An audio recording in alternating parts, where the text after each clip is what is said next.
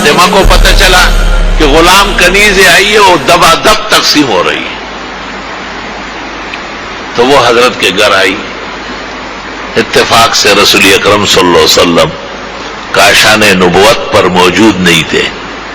Be be صاحبہ ام المومنین حضرت عائشہ نے پوچھا کوئی ضروری کام تھا؟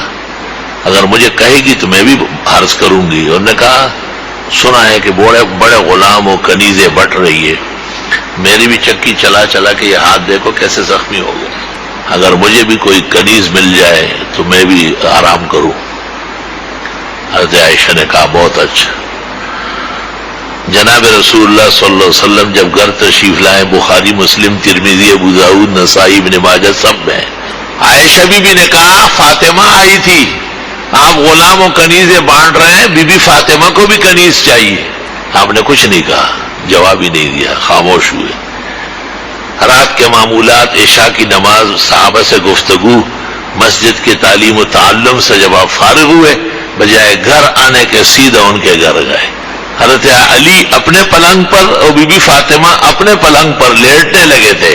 آپ نے کہا خبردار کہ اٹھ کے بیٹھے، علی رسلکما، جیسے دونوں لیٹے اور لیٹے رہو، اور درمیان میں جا کے بیٹھ گئے۔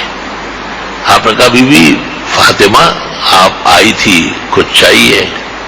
جی بابا جان یہ آپ نے کہا میں آپ کو اس سے بہتر بتاتا ہوں، رات کو سوتے وقت 33 مرتبہ سبحان اللہ، 33 مرتبہ الحمدللہ، 34 مرتبہ اللہ اکبر پڑھا کرے۔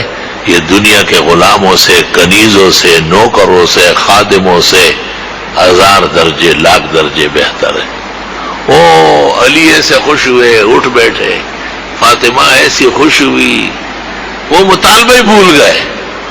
میں دور حدیث کے طلباء کو کہتا ہوں کہ اگر تم نے 500 روپے مانگے اور میں نے آپ کو کہا کہ 500 مرتبہ استغفار کر لو، تو آپ تو بہت خفا ہو جائیں گے کہ ہمارے استاد ہماری بات کا پورا جواب ہی نہیں دے رہے۔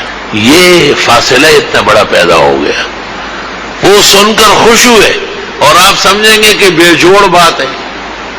اب جوڑ دیکھو ذرا، پہلی بات یہ ہے کہ غلام اور کنیز اسباب دنیا ہے، اور پیغمبر اور رسول آخرت کے لیے مبعوث ہوئے ہیں، وہ دنیا کے لیے نہیں، ان کا کام آخرت کی محبت و توجہ بڑھانی ہے۔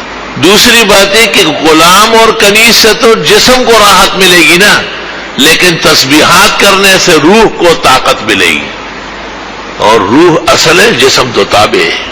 تیسرا یہ کہ غلام اور کنیز کب تک رہیں گے؟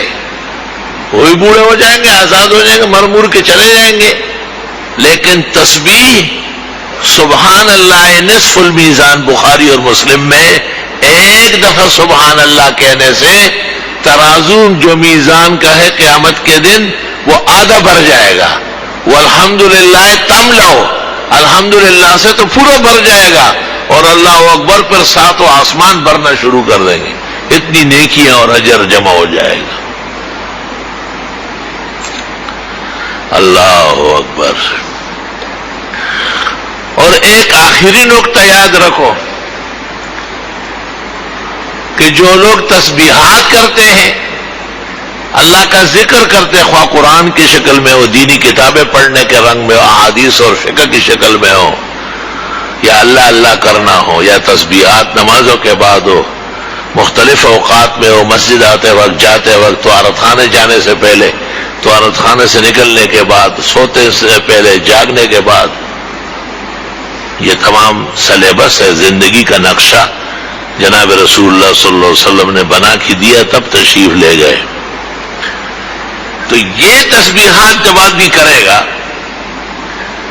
تو اس کے غلام اور کنیز ختم نہیں ہوں گے، نہ آپ نے ان کو کھانا دینا ہے، نہ تنخواہیں دینی ہے، نہ ان کو کپڑا بنا کے دینا ہے، وہ جہاں آپ قدم رکھیں گے